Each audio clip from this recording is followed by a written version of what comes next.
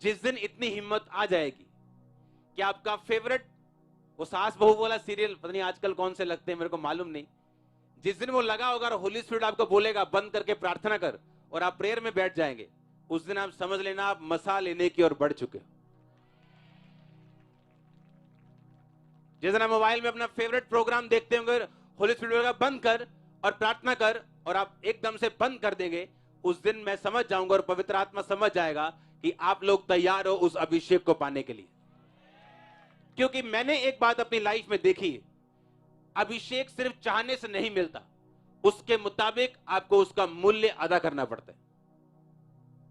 Hallelujah.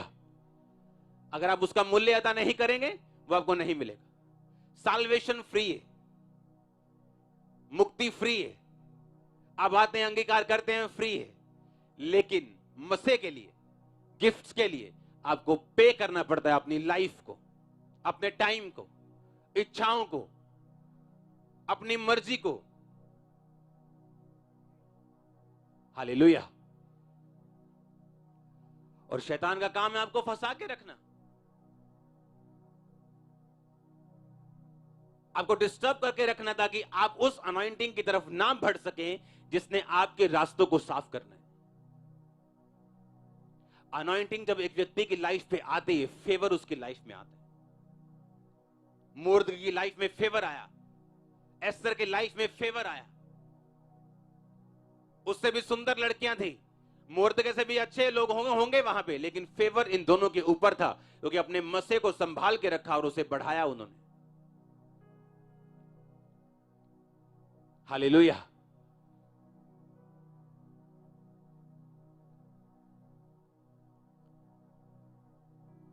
एक sister बता दी है कि अच्छा आपकी लाइफ में मैं ये देख रहा हूं, अच्छा आपको साइड पे मुझसे मिलके जाना है, ओके ठीक है, आपने मैरिज क्यों नहीं की? क्योंकि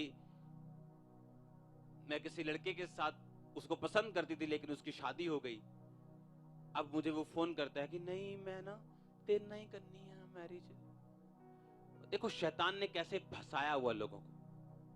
आपको मालूम, अगर किसी की मैरिज हो जाए तो वो अपनी पत्नी को तलाक नहीं दे सकता, आप उसके साथ मैरिज नहीं कर सकते चाहे वो तलाक दे भी दे, क्योंकि बिब्लिकली ये रॉन्ग है। लेकिन फिर भी शैतान अगर इमोशनली आपको उसके साथ फंसा के रखे, इसका मतलब आप स्पिरिचुअली डफर हैं और आप अनॉइंटिंग वाले कॉन्शियस के साथ, माइंड के साथ नहीं चल रहे हैं अपनी लाइफ। अगर आप इस तरह से चल रहे होते, आप भूल जाते ऐसी सिचुएशंस को जब आप मसीह में आते। मसीह में आने के बाद आपको पूरा मन, अपना पूरा प्रेम, अपनी पूरी बॉडी, अपना पैसा, अपनी ताकत, अपने गिफ्ट्स परमेश्वर को देने होते हैं। जब तक आप अपना आप परमेश्वर को नहीं देंगे, वो आपके लिए बेस्ट चूज नहीं कर सकता, आपको बेस्ट नहीं दे सकता। जब आप अपना पूरा सब कुछ परमेश्वर को दे देंगे और अलग हो जाएंगे, वो डिजाइन करेगा, वो सुपर आर्किटेक्ट है, सुपर इंटीरियर डिजाइनर है, वो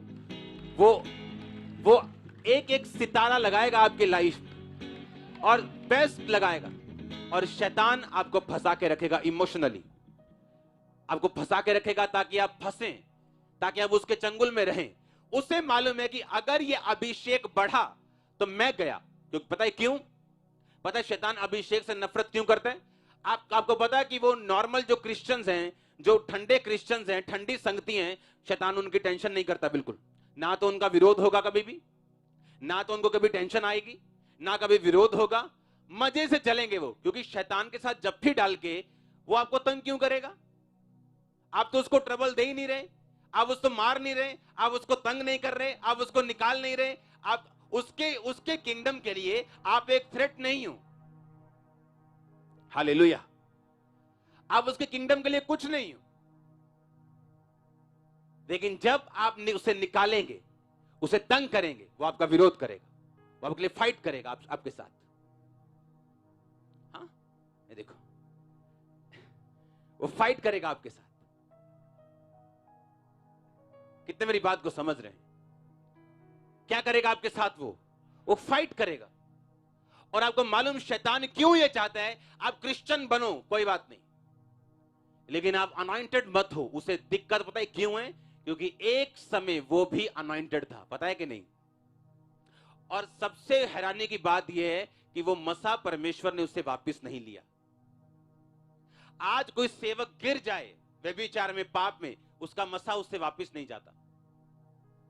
गिफ्ट उसी तरह काम करते रहते। लोगों को लगता है कि परमेश्वर का जन है, लेकिन परमेश्वर का जन उसके गिफ्ट से नहीं, उसके फलों से मालूम होता है, उसकी लाइफ से, उसकी पवित्रता से। आपको मालूम शैतान क्यों चाहता आप क्रिश्चियन बन जाए? चलो पहले वो जोर लगाता कि आप क्रिश्चियन बने ही ना, आप प्रभु में जाए ना।